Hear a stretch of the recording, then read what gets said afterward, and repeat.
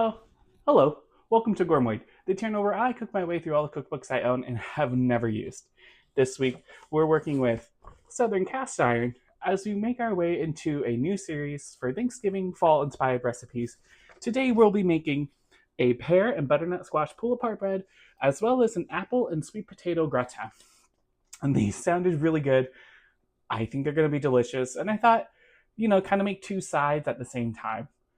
Let's get started.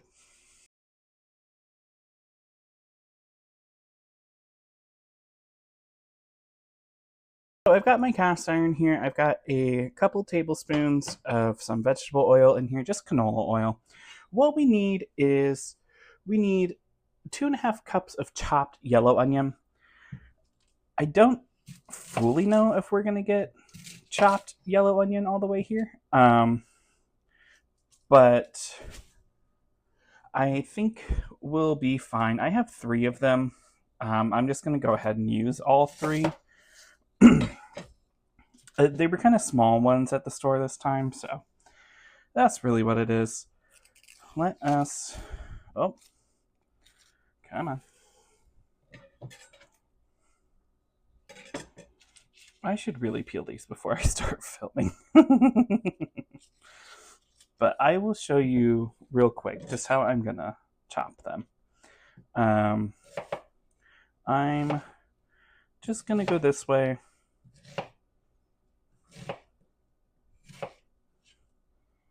Okay, that's going to happen. So is that.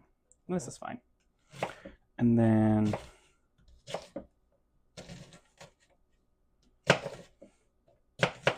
there we go. I'm going to call that chopped. I'm going to do that to my other onions. And we'll be back, I guess, when we're ready to put them in. You guys don't need to see onions being chopped. And going. We're just going to add our onions in. Now, I ended up chopping 2 out of the 3 onions I had, just because I thought I probably had a little bit too much onion if I did all 3. We're also doing this in a slightly smaller pan than it says. This is like an 8-inch cast iron skillet.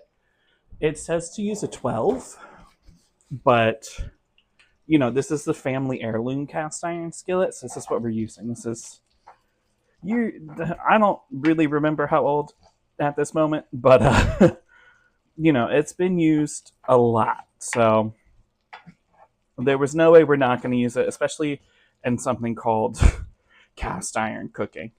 Well, we're just going to cook these onions until soft and lightly browned. It says about 4 minutes and go.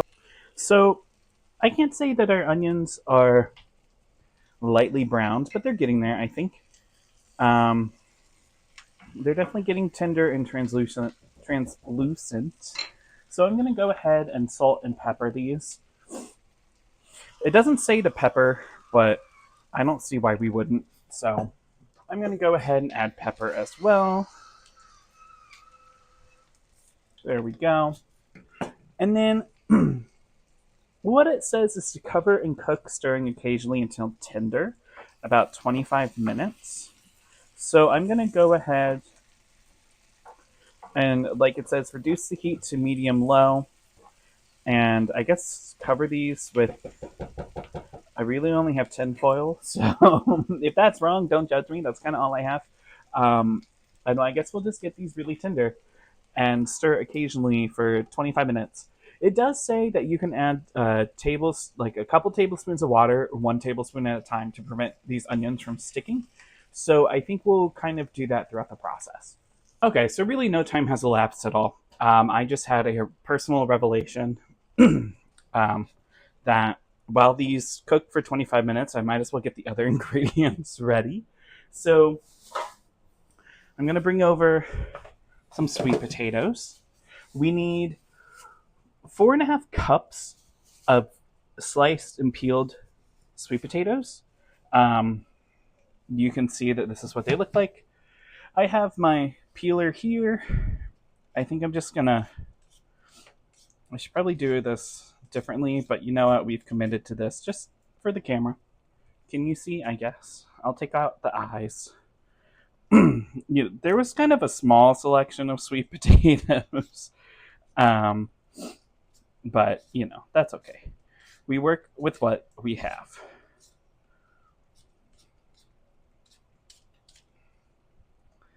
And then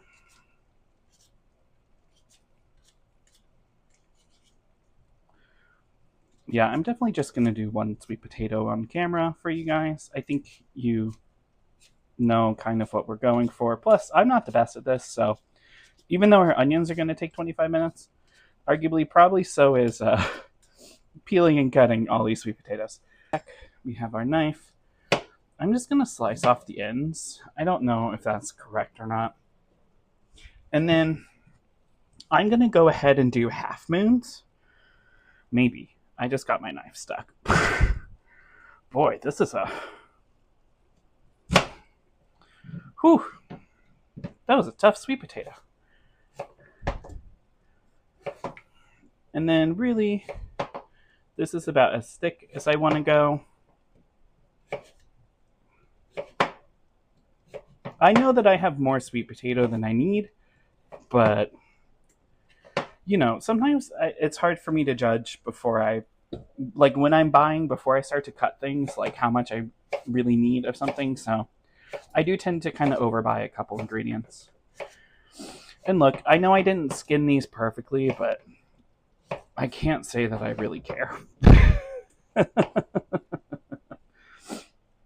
And that's how we're going to do our sweet potatoes. And we'll do that until I feel like we have about 4.5 cups worth. These are what our onions look like after 25 minutes. I didn't have to add any water, so that's good. Maybe that means I had too much fat in the pan, but you know what? That's going to taste delicious. I'm going to go ahead and just kind of scoop these out and set them in this bowl to the side. So we ended up cutting about 3 sweet potatoes. Now we need to go ahead and cut our apples. We have 2 Gala apples and 2 Granny Smiths that we're going to go ahead and cut. This is when I realized I don't really know how to cut an apple without like an apple core, but we're just going to go for it. Someone in the comments will correct me. That's what you get for putting yourself on the internet. But that's okay. I actively chose to do this, so. Okay. I didn't want to cut these too soon just because I didn't want them to necessarily get super brown, but this will take me a minute, so they're going to get brown no matter what. Oops. I guess they'll get less brown is the hope. And I'm just cutting these on an angle to get out the core so that we're left with something like this. That still has that, but you know what? It's too late. And then I'm just going to slice these like this. You know what? This smells good. I'm not normally a fan of like red apples, but this feels like a pretty good Gala apple, so I'm going to go ahead and try it. So we've got our apples. We have our sweet potatoes back here. We have our onions in this little bowl. Now it's time to arrange. And like I said, I'm doing this in an 8-inch skillet instead of a 12-inch because I didn't fully read the recipe. So we're just going to do our best here. But we're just going to...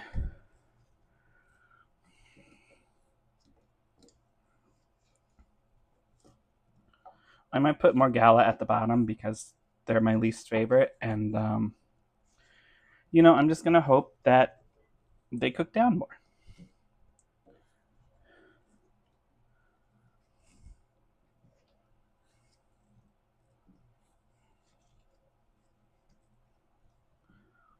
I guess... Does that look like a third? Close enough to me. I'm going to take a third of these onions and just... I say sprinkle, but we're plopping. There we go. That's fine. Okay. And now we need a 1/8 or a quarter. Sorry, I'm lost in this recipe. We need a teaspoon of thyme. I'm just using this fresh thyme here. Well, it's fresh thyme. What am I saying? You're supposed to use fresh thyme. I'm using dried. And then we need a third cup of cheese, which we have pre-grated off camera. I just went ahead and I got this like Boar's Head Fontina cheese, and I went ahead and grated about 1 1/3 cups. So we're going to take a third of this and just sprinkle all over. And then we need some salt and some pepper.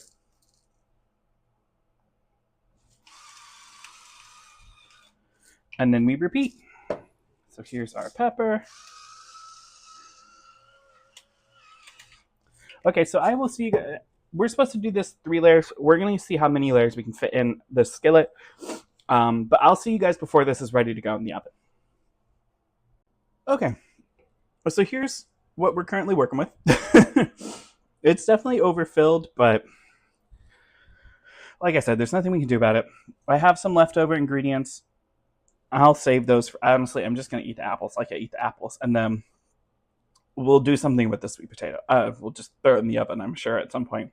But I was unsuccessful in using all the ingredients. I probably have enough for another layer of this pan left, but I'm not going to risk it. Now what I need to do is, we've salt, peppered, we have our cheese, we have our onions. We need to go ahead and add a third cup of heavy whipping cream. Ahead and just pour over approximately a third of a cup. And look, I'm telling you right now, that's more than a third of a cup, but I'm okay with that. I'm just trying to get a little bit of the heavy cream kind of on each section. So there we go. I feel pretty good about that. Now we are going to dot the top with a tablespoon of butter cubed. So this is my little tablespoon of butter. Admittedly, I don't get this step, but we're doing it. Let's get that off. Okay, here's my cubes of butter. Like, I get why we want butter in this, right? And don't do what I'm doing right now. I'm sometimes too comfortable around knives. I get why we want the butter. I don't really understand why it's only a tablespoon, but okay, that'll be that. So I'm going to wash my hands really quick, and then what we're going to do is we're going to cover this with tinfoil pretty loosely, just because it is above the sides of the cast iron. And then we're going to bake this at 375 for about 45 minutes. Okay, so we've had these going for, like an hour. So like 15 minutes longer than what the recipe calls for. Now we're going to finish off. We have a 1/4 cup of panko breadcrumbs. I had to grate some more of the Fontina cheese because I used all of it and I shouldn't have. But now what we're going to do is we're going to salt. It says to add some more salt. It says to technically do it on top of the breadcrumbs, but I'm just going to do some more here. And then we're going to sprinkle on the breadcrumbs, and we're going to sprinkle on the cheese. So it's not getting coated. Well, I guess it's getting somewhat coated. More coated than I thought, admittedly. I didn't think a 1/4 cup would go so far. Okay, there's that. And then, yes, this is probably too much cheese, but cheese is great, and you really can never have too much. So this is what we're going with. I'm just going to dump that on there. It's fine. I do have it still on the pan, just because I was worried about it spilling over in the oven for the first time. But now we're going to put this in the oven for about 10 more minutes, and then it's time to give this a try. So I'll see you guys when this is pulled out of the oven for a second time. So here is our final look before we give it a try. It does say to let this rest for about 15 minutes. So I'll let it rest a little bit. It's obviously scalding hot. It looks good. It smells good. I might sprinkle some thyme on top. just to give it a little bit of a different color. I guess not much of a color. But I'm gonna let this cool, and I'll get back to you guys when we give this one a try. Okay, so here is our result. This is just what I spooned out onto a plate. It smells great, honestly. I'm just gonna get a bite of hopefully a little bit of everything. So you can see here. So we have our potato. We've got the two kinds of apples and cheese.